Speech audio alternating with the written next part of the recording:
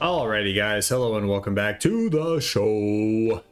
So today we have a little bit more of a replay review. I have a very soft spot in my heart, I think, for negative players, mostly because I was a negative player. I keep saying this, a lot of y'all might not know this, but I was a very negative player at one point. I peaked at I dipped, I guess it would be, at negative 700 on the custom leaderboard. So I am very motivated to help these players get to be as good as they can possibly be. So this is a 1v1 that is going down on the ladder. It's a ladder match going down on Ambush Pass, FAF Classic. Each player starts in their own little starting position, and then there are two kind of more neutral positions that you can expand to if you'd like with your commander. Let's go ahead and introduce our players though, and we'll look at their build orders. So in the north we have Paul 3 Drew. Not sure how you should say that, but we have Paul up here. He's going UEF opening first land. He's got some power generators set up, going for some mexes. It looks like a pretty good build order, honestly, right off the bat. And is he going for the big rock with this engineer? He is. Look at that. Man, negative players have gotten way better since I was a negative level player. Whenever I was a negative level player, as you guys saw, I was like rebuilding factories while flying engineers were reclaiming them. But let's introduce our other player. We have A225 or 2251 BY, which actually sounds like a battle droid designation, but he's in the south. He's going Cybran, and he opened first land as well. How very sensible. He did not go for the middle rocks. So let's talk about why that's important real quick. So on this map, you've got a good amount of reclaim that's around your base. Some of it is in trees, but you do have these rocks that are 175 mass for this particular rock. I think this one's 138. Sorry, I was a little bit off. But you've got these little rock patches and then trees as well. It's good to set a manual reclaim order to grab those rocks and then set your kind of attack move order, which is, I believe, what Paul is doing up here. He got this one, and then he got the rock that was up here. I don't think he set manual reclaim orders for the rest of them though, which is fine. He got two of them. He's going second air, and he's going for a lot of labs very early. He's already got one down here to deny the expansions there for A22251. But we got two land factories starting for Cybran player, whereas we had land and second air for the UEF player. And I think that two land factories is a little bit better start in this particular map. Gives you a lot more flexibility, I think, and the air factory gives you some harass, although both these factories are idle. Okay, there we go. This guy goes to work on 35 strikers at this point, and this one goes to work on a bunch of air scouts, which is also really good. So second air, I don't think it's necessarily bad, but I think third air on this map is better. Although the Cybran player seems to be building a lot of power. Well, I guess he's not really floating. He's balancing it pretty well. So, I mean, all's fair in love and war. Oh, this is why he's balancing it well. He's going for point defense. So this is, I think, an easy trap for newer players to fall into, because point defense are really, really good in this game. This isn't like Age of Empires where watchtowers are kind of meh unless you're doing either a tower rush or you get to the late game with some of the Japanese tech. These point defense are going to be really, really good against Tech 1 units. The problem is they are very expensive and they take a long time to pay themselves back, and they are not necessarily worth it in a PvP match where these players are going to be playing against each other, and one can run up and see point defense and then decide that he's not going to attack. Against AI, point defense are awesome because the AI in this game operate off of rally points and various different move commands, where they will just send kind of a constant stream of units into your point defense. So your point defense will pay themselves off very, very quickly. But if you're going to be playing against real people, you got to understand that. And see, this scout has already scouted out. Oh, he's also got a tracer here that's surrounded with walls. We'll talk about that in a second, but he's scouted out that there is point defense here, and so not a great avenue for attack. Now, whether he pays attention to that or not is a different story, but playing the game versus a human who is going to recognize point defense and not just ram his units into them is different than playing against an AI that is going to just kind of constantly stream units into your point defense. And as it stands right now, blue player taking a really good control of the map. He has a lot of labs though, and he's continuing to make them. He's got 39 labs that are queued up. We have our first little raid down here. Mex is going to go down to these mech marines, engineer soon to follow. More point defense, 3 point defense set up around this mass extractor. So I actually don't know the number of, or how much point defense costs off the top of my head. Let me see if I can get that real quick. Okay, so point defense costs 250 mass per tick, or 250 mass. There's 3 of them with the wall sections, which are kind of... So let's talk about this for a second. We've got 3 point defense that are here. At least I think all these are point defense. That might be an anti-air turret, but I think these other 2 are point defense. So 2 point defense in an AA. AA is 150, so that's 650 total mass, not counting the walls, which are a negligible amount of mass. Protecting 1 mass extractor. So the Mex is going to give 2 mass per tick. You can see that in the bottom left part of my screen. I can't hover my mouse over it, but it's going to give 2 mass per tick. So that means that this installation has to stay alive for, what is that, 650 divided by 2? Has to stay alive for 325 seconds. So over 5 minutes for this to actually pay for itself, which is not good. Because you could just secure it with units that move. And the units that move, while they might be the same cost in these Mantis, they can also move and they can be offensive. They're not just point defense that are sitting back and can't move and will do nothing.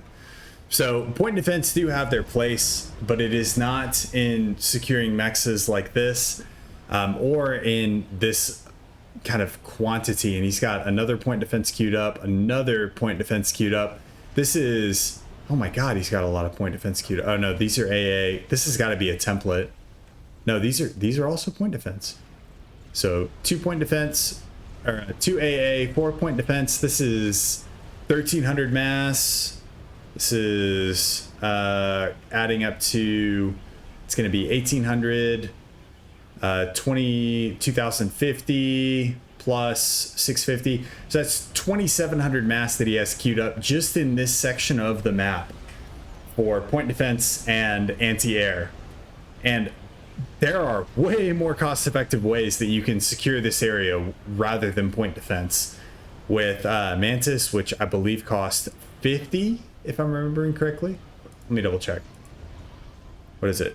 Yeah, 56. So 2700 divided by 56. Doing some really rough math here really quick. You can get like 40 Mantis or more for that. Yeah, you can get more than 40 Mantis for the amount of point defense that he's going to invest in this eastern side to secure 1 mass extractor and his air factory.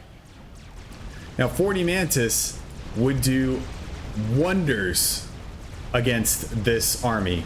And granted, he can't have all 40 Mantis at the same time, but these are all resources that he is expending into these point defense that aren't going to do anything. Because this one's going to die before it's constructed. This one will probably die before it's constructed. I don't know. It depends on how on the ball Paul is. And yeah, we got more mech marines. We got a lot of mech marines. Let's talk about Paul for a second. Okay, so Paul, the UEF player, is I think going for a superior build here. He's got his power grid set up, although he's going for T2 mexes. Does he already have a T2 mex? He is ringing the mass extractor before he actually has T2. So problem with this is, and going into the cost again, because that's what I do.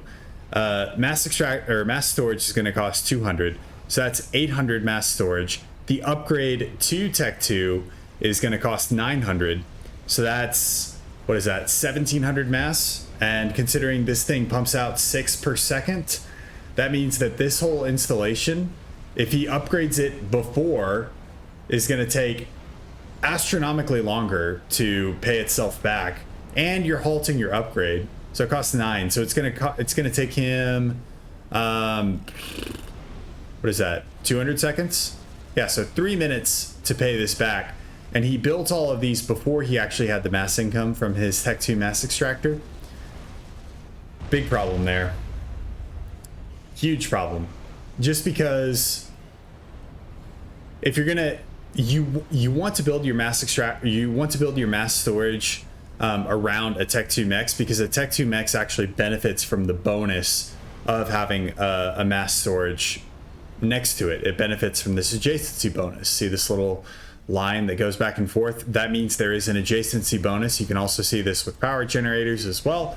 It means that these guys are giving a small bonus to the factories that they are adjacent to. If you upgrade this, if you build all these mass storage before, you're not getting any benefit out of this max, and then you have to upgrade it.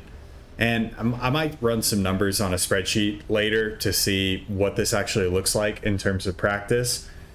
But it's not good, because you've spent 800 mass on mass storage while you're spending 900 mass on upgrading this, and you're getting no benefit from the mass storage at all, other than the fact that it's mass storage. So always upgrade these before you ring them. And I mean, you've got 3/4 of the map, so a case could be made that, you know, you should be upgrading mexes. But I think on this map, I don't know on this map if you should really ever upgrade mexes. You should definitely move your commanders instead. That's another good point to talk about, is Paul has not moved his commander out of his base. His commander is idle. His commander needed to walk either to this this western expansion or the eastern expansion, one of the two, to secure it. And he didn't do that. Not like he needed to, but the battle droid didn't do it either. The battle droid is still building auto guns. And now we got a bombing run. It's going to take out a mex. He has an interceptor out. That's going to take out 2 mexes, actually. That's not good. He's got 2 mexes upgrading as well. What is his mass storage? Okay, so he is negative 59 on 11 mass per tick. So if you ever find yourself in this situation, you need to pause things. You need to pause something. I don't know what it is. Maybe pause these power generators, pause this factory, pause the mechs upgrades themselves. You gotta pause something at that point, because you are taxing your economy. Actually, you know what? Just scrap all of the point defense network that you're building. He's trying to secure this plateau. Does have bombers out though, and I don't think the bombers are getting answered really by anything, so I mean, that's good. Autogun is starting to get a little bit of value. There's 5 kills on that autogun.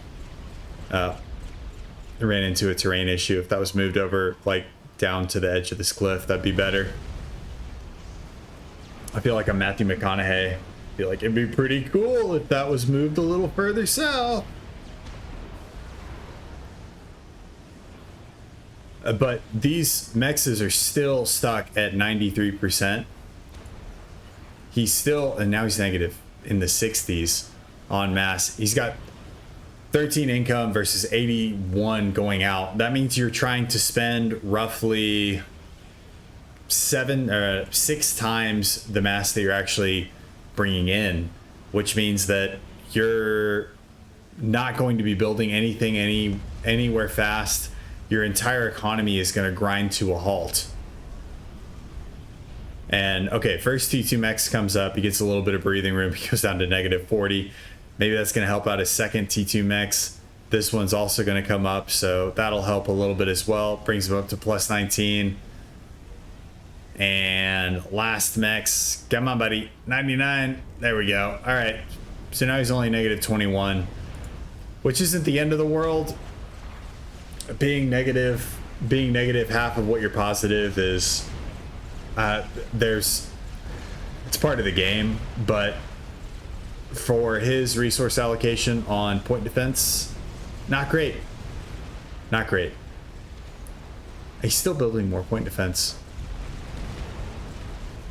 He reclaimed everything on his... I'm zeroing in on the red guy right now, but he reclaimed everything on his plateau, and he's kind of neglected a lot of the stuff that's off of his plateau. Or, okay, no, now he's actually got some... He's got some engineers that are reclaiming. Look at that. Look at that. Okay, never mind. He's assisting his commander going for laser. He's going for laser on 400 power. Okay. All right. Now, it is really, really cool in this game to get the big toys that make the big booms and everything, but laser on 400 power is not going to happen. Like, the ETA of this finishing is 17 minutes. That means that your opponent, Paul, would have to do nothing for another 20 minutes. Plus, well, then you're going to have to build teleporter. Well, no, you don't have to build teleporter, but he's going to have to do nothing for 15 minutes. And he's not doing nothing. He's taking your mechs expansions. He's gearing up on this side to take out your western fortifications. He already took out a lot of these auto guns. You have only AA there as well. That's another problem with point defense, is everything is counterable in this game. So Tech 1 point defense, pretty easily counterable by artillery. And you've got Lobos in this, or Paul has got Lobos in this mix. So that's going to shut down any point defense that is going to be trying to defend it. And you can see that again here. These Lobos, well out of range on these point defense. So these Lobos, we got one kill. Oh, they got decimated by a bomber. Good bomber usage, honestly. But that little band of Lobos took out a whole slew of point defense on this side of the map. Does have some more point defense here at least. We'll get back to my original thought. But Commander is rooted to the spot. Laser is 10% done.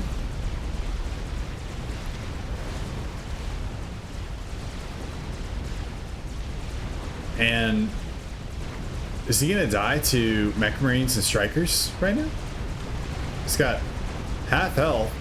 Mech Marines, while they are incredibly paper thin, they are actually very DPS efficient.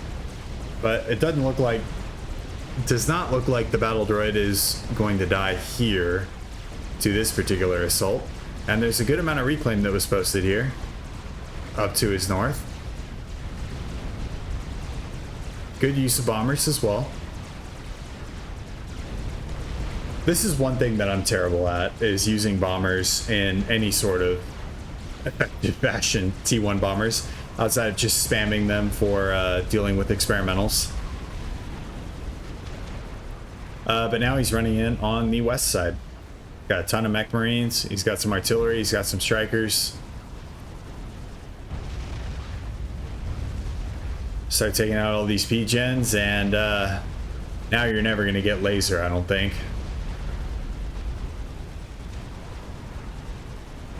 So I'm going to call this game over at this point. I think these units are going to be able to do more than enough to be able to cripple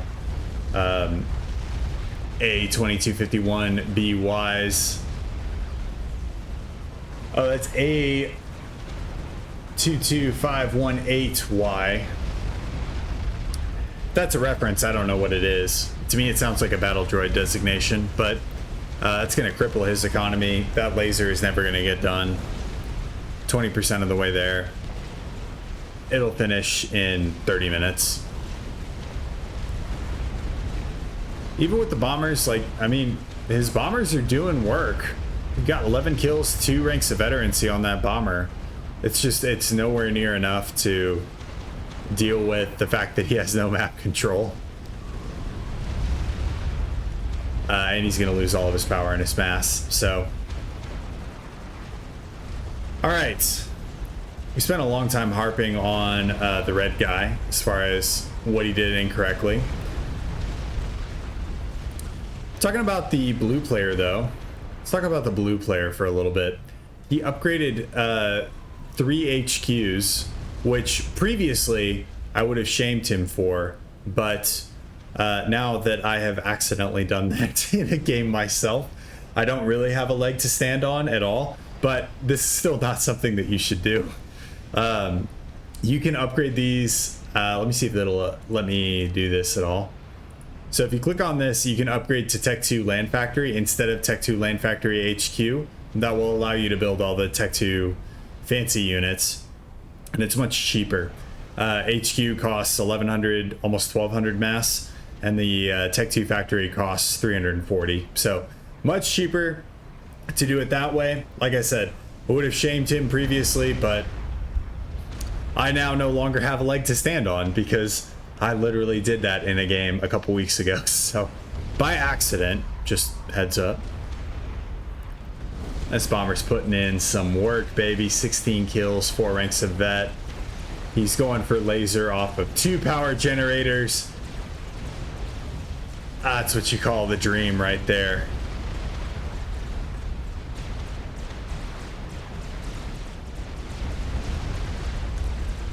We'll just enjoy this for a second. Get that nice little cinematic shot.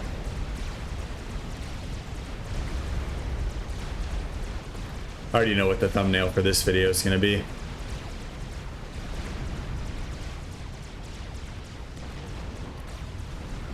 Tanks coming in. Engineers struggling. Commander rooted in place. Starting to take artillery fire as well. Okay, so he's dead. Let's talk about what the blue player could have done. Blue player did not take all of his reclaim, which is, again, a problem. Something that can be very easily fixed by having one of these factories just producing Tech 1 engineers on an attack move order. I think I demonstrated how to do that in a previous video. He did get a Tech 2 upgrade on his commander. Much more sensible upgrade than laser. Still not appropriate for this map, though. If you're going to go for an upgrade, you need to go for gun upgrade. This is not a map where you sit with your commander in your base. I would argue that no 5x5, even 10x10 maps, your commander needs to leave the base. It needs to go and secure something that is important. As an example on this map, it needs to go secure either the eastern or the western expansions. It does not sit in your base. And if you're going to go for an upgrade, it needs to be for gun, not Tech 2 on 5x5 maps. On 10x10 maps, you can make a case that Tech 2 is an okay upgrade because you can get some triads up, you can secure a position. But I think on 5x5 maps, you should, going for a commander upgrade at all on a 5x5 map is questionable. Going for Tech 2 is not good. If you're going to go for a gun up, if you're going to go for an upgrade, you need to go for gun instead of Tech 2, because these power generators didn't really do anything for you. They just make you feel better. Like your power generation is through the roof. Like you already have plus 442, and that's with you building another Tech 2 power generator. 2 Tech 2 power generators, even one honestly is going to be just fine for land spam and even some air spam out of a Tech 2 factory. So with that, both these players have things to work on. Hopefully I was semi-coherent in my thoughts. I know I can ramble. With that, I will wrap the video there. Thank you guys so much for watching, and I will see you in the next one. Peace.